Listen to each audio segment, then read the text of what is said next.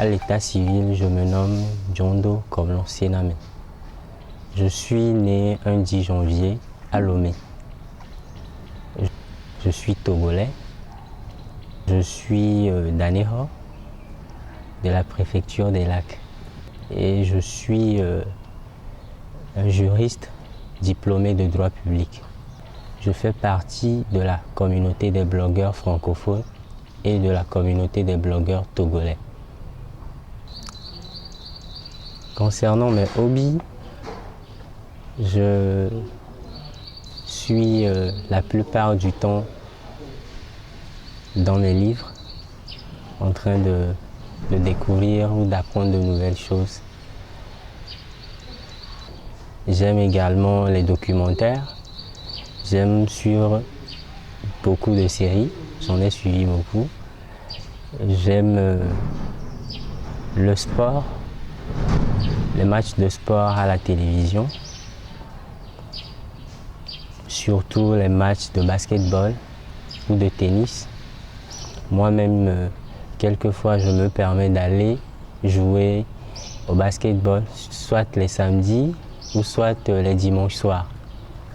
Avec des amis, il arrive qu'on s'organise et qu'on aille à la piscine nager, discuter, se taquiner un peu.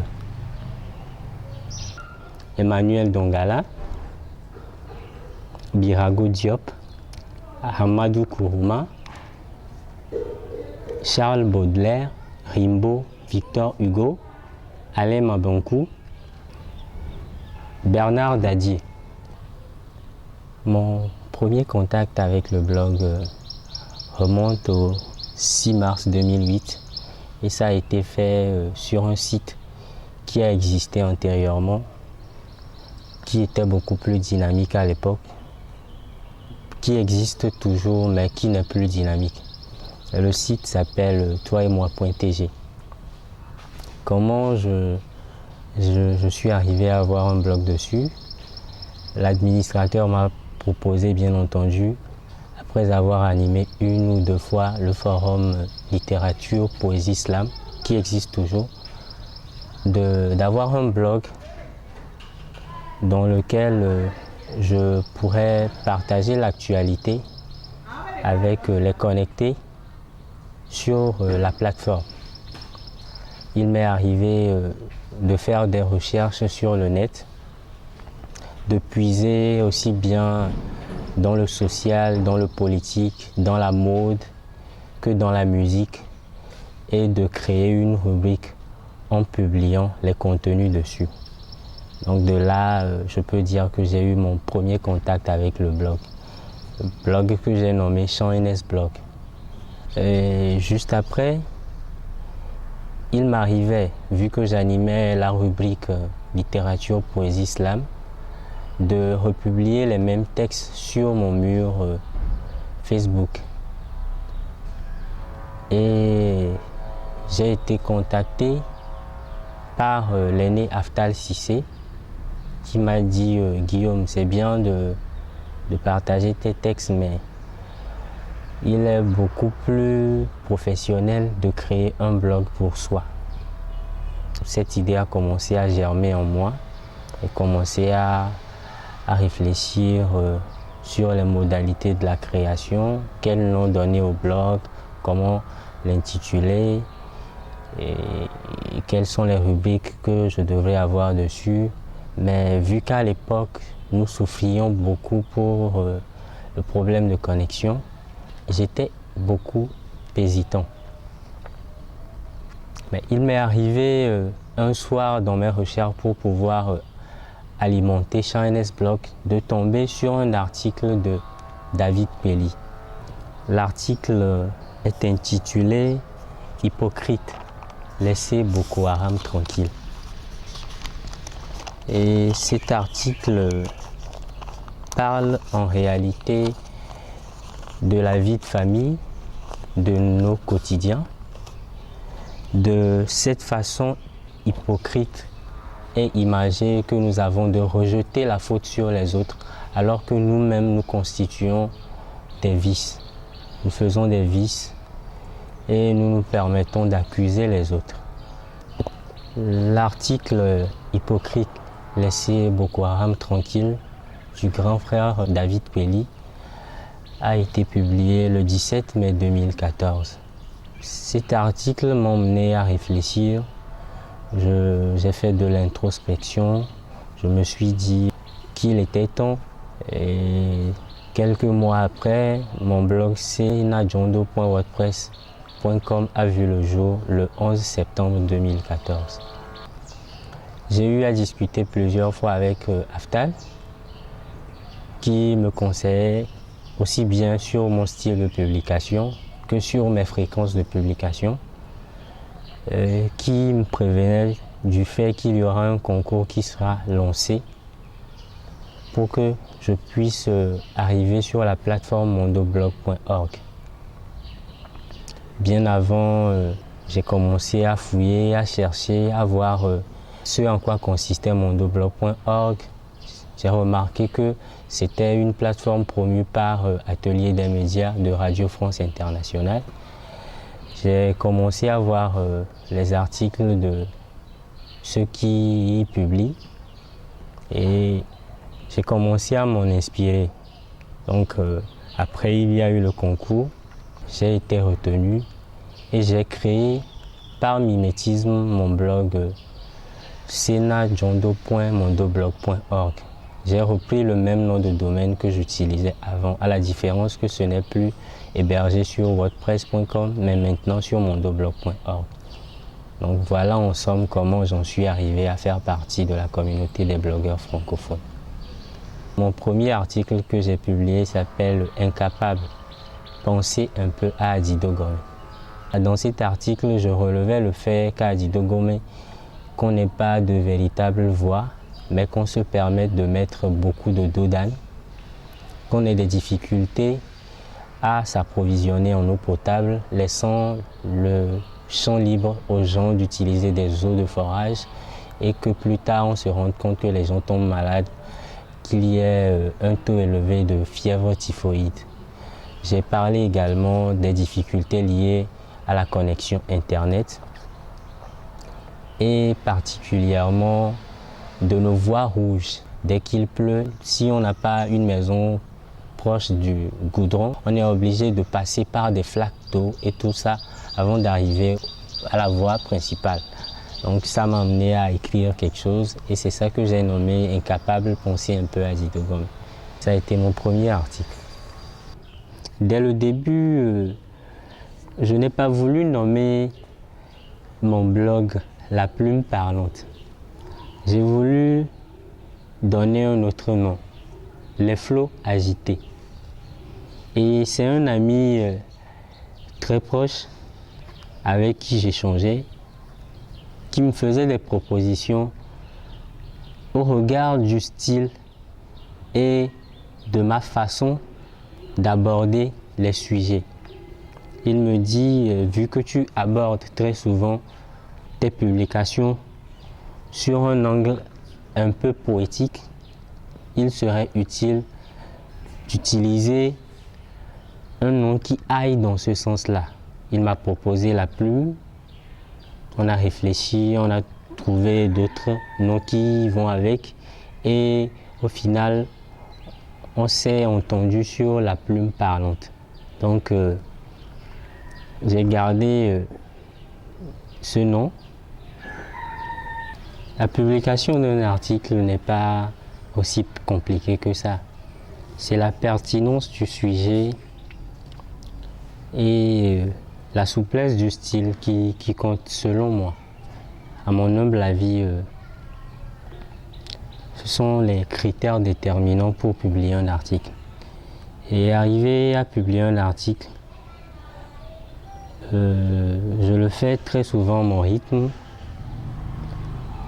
une fois par semaine, une fois chaque 2 semaines, une fois par mois. Tout dépend en fait des recherches que j'ai effectuées, de l'actualité et de la thématique qui me tient à cœur. Je trouve un sujet, je réfléchis sur le contenu.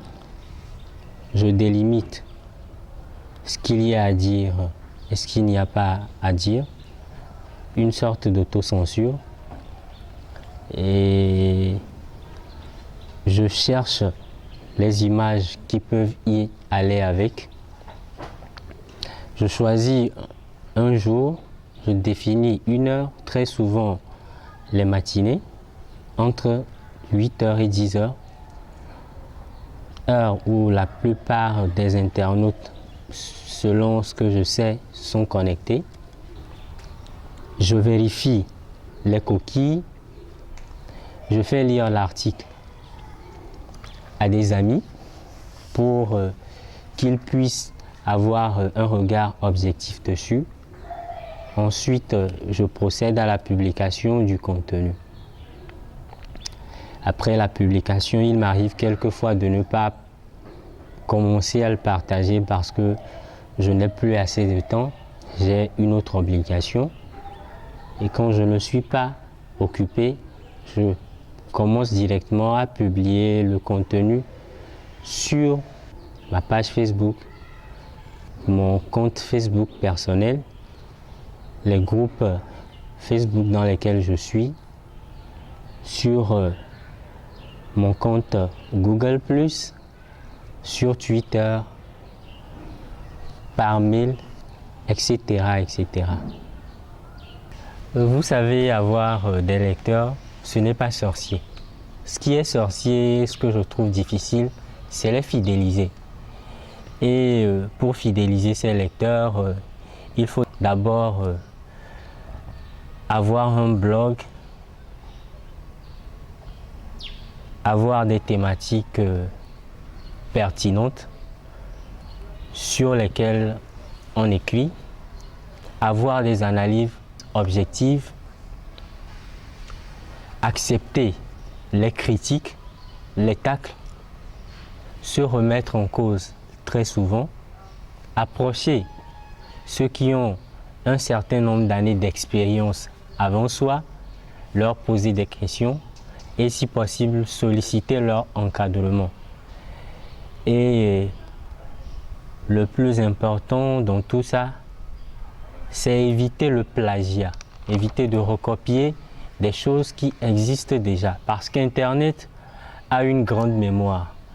Du coup, quand on se permet de copier le texte de quelqu'un, il est très facile de savoir qui est le véritable auteur de ce dernier.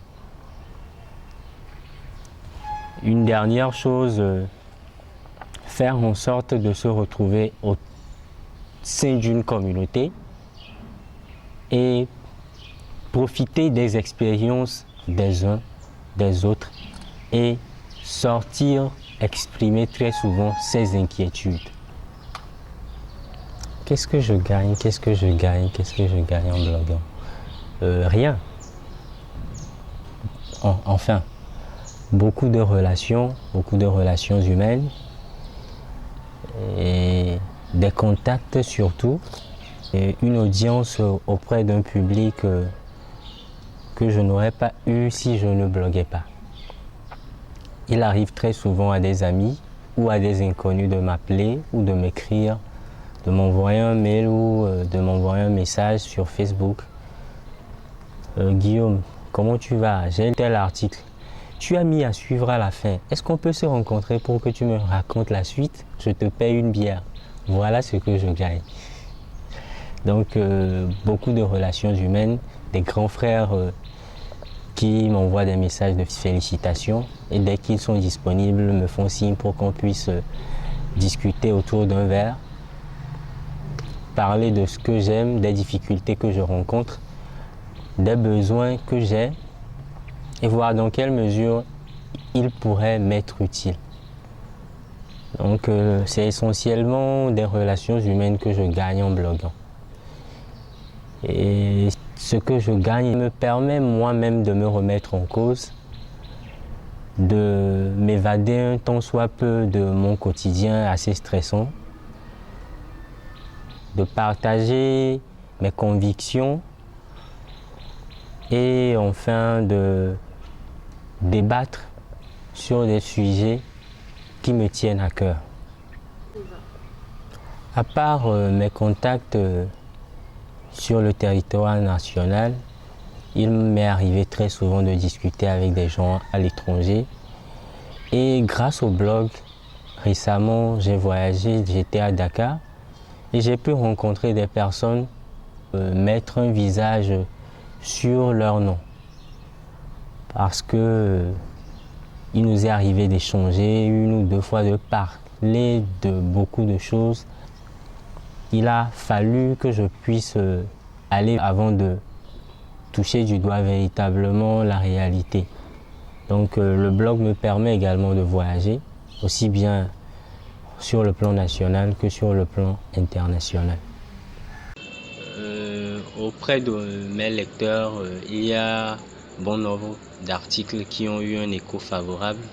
Mais les posts sur lesquels j'ai eu beaucoup plus de retours sont essentiellement ce pile ou face dans la politique du président Faure Gnassingbé.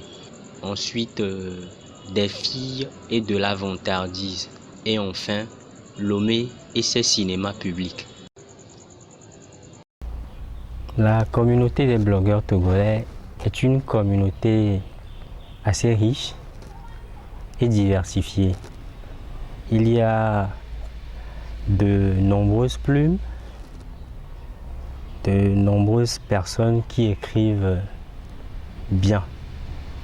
Je parlerai d'abord de David Pelly, qui a une plume énergique.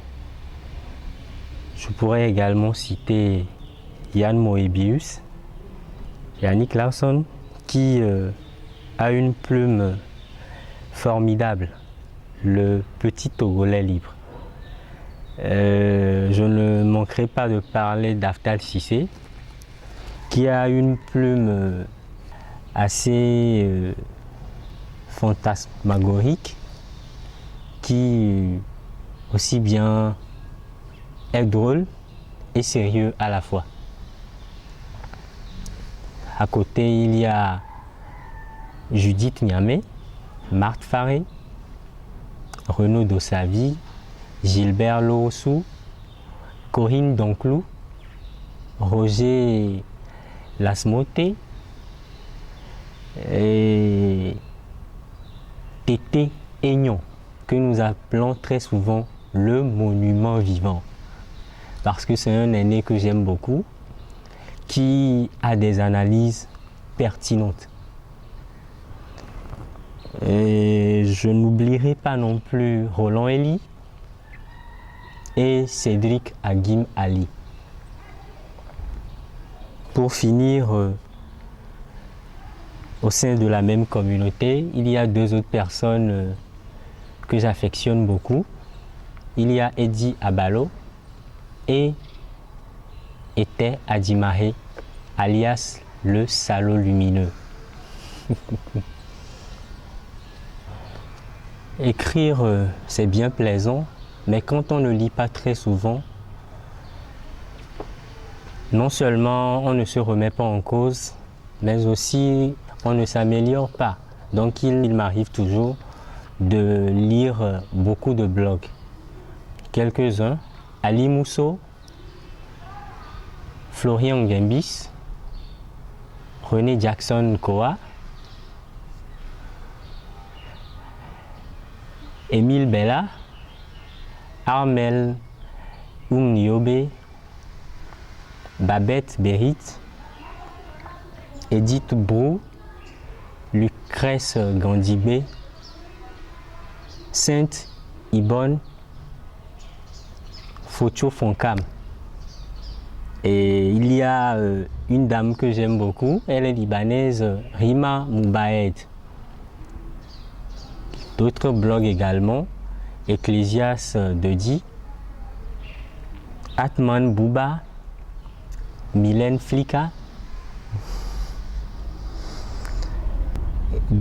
Cédric Kalondi,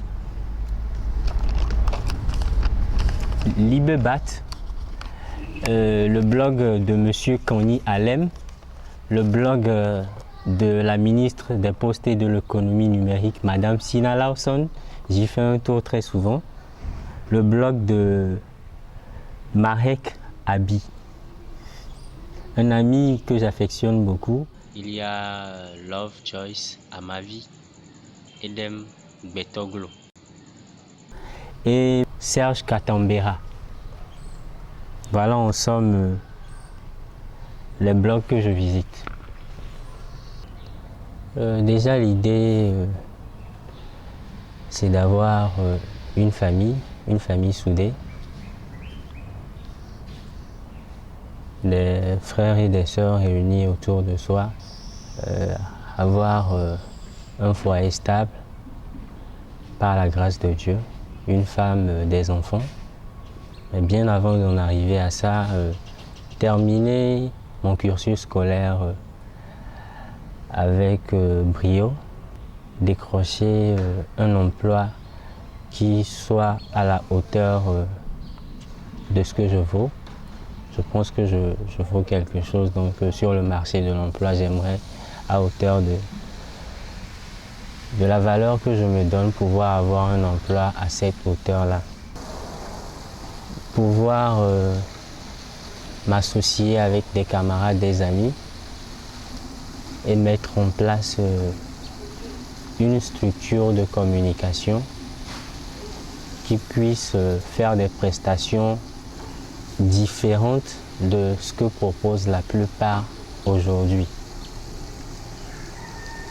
Il m'arrive très souvent de penser à un nombre de projets, des projets qui soient liés aussi bien à mon développement personnel qu'à celui de mon entourage.